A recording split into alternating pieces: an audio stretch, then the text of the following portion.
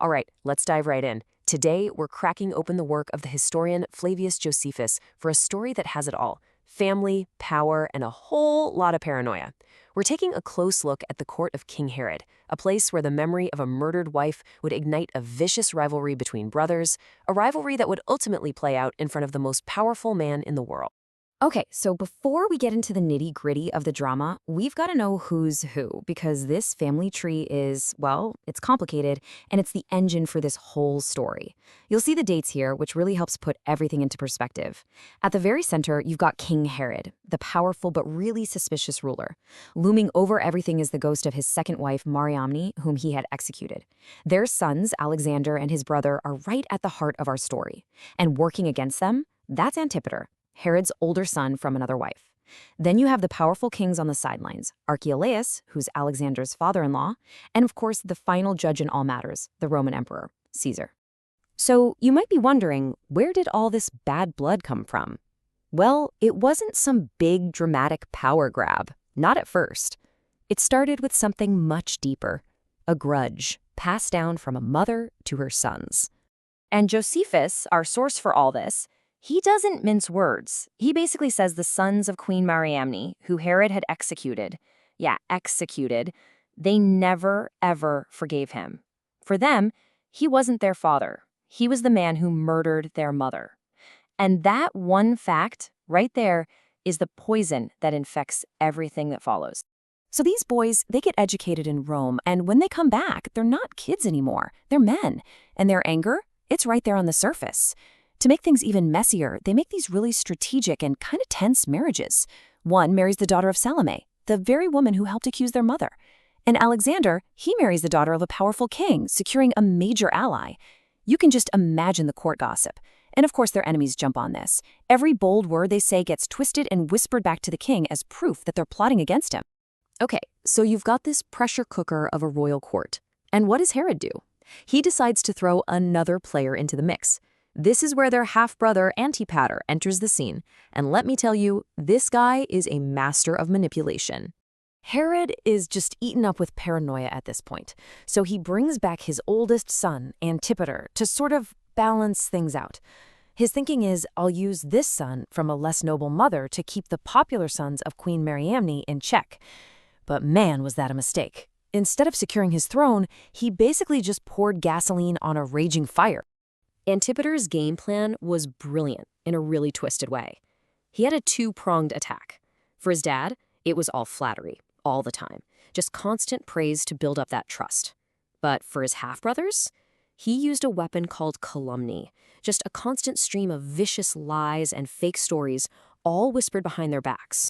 And this tactic, calumny, which is basically just a fancy word for slander, it worked like a charm.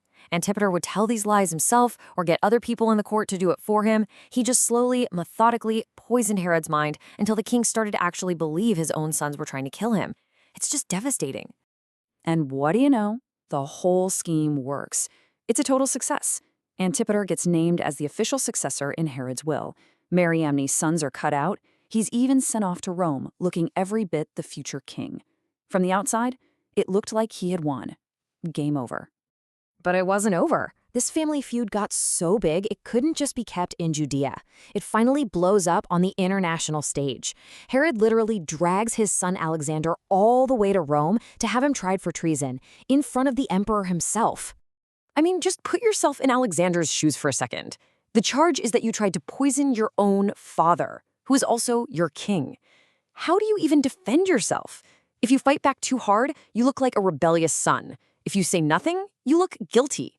It is an impossible tightrope to walk. But somehow, he nails it. Alexander gives this incredible speech. He's calm, he's eloquent, he points out all the lies, and he exposes Antipater's whole scheme. And then he ends with this absolute masterstroke, basically saying, at the end of the day, my father is the king, and my life is in his hands.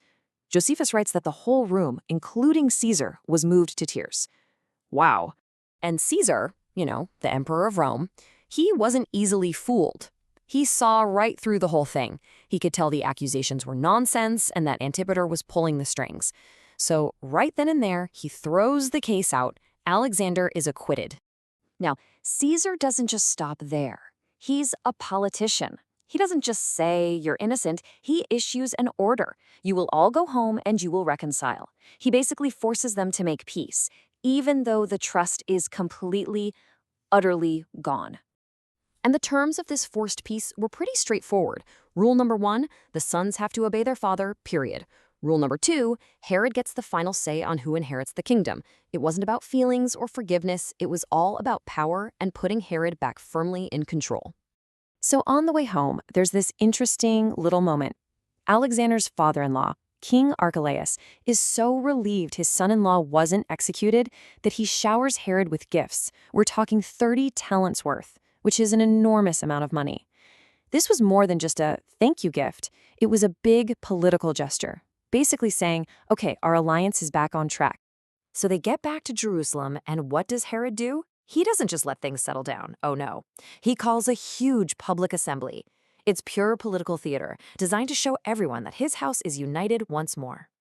He gets up there in front of everybody, with all 3 of his sons by his side, and he gives this big speech thanking God, thanking Caesar, and talking about how wonderful it is to have concord in his family again. He even says this new unity is worth more than the kingdom itself. It's a great speech, but it's all just a performance to cover up the cracks. But if you listen closely to what he's actually saying, that's where you see the real power play. He says, yes, all 3 of my sons will be kings. But then he immediately starts setting up a new hierarchy. He says they'll get royal honors, but he, and only he, will handle the actual running of the kingdom. And just to drive the point home, he reminds everyone he's not about to die anytime soon. It's this incredible move of pretending to share power while actually holding on to it even tighter. And he wraps it all up with a final, chilling warning. It's not so subtle either. He basically tells the crowd, look, you can be friendly with my sons, but if I even think your friendship with them is a threat to me, I will crush you. The message couldn't be clearer. I am still the boss. And according to Josephus, the crowd knew what was up. Some people were genuinely happy, praying this fragile peace would last. But others?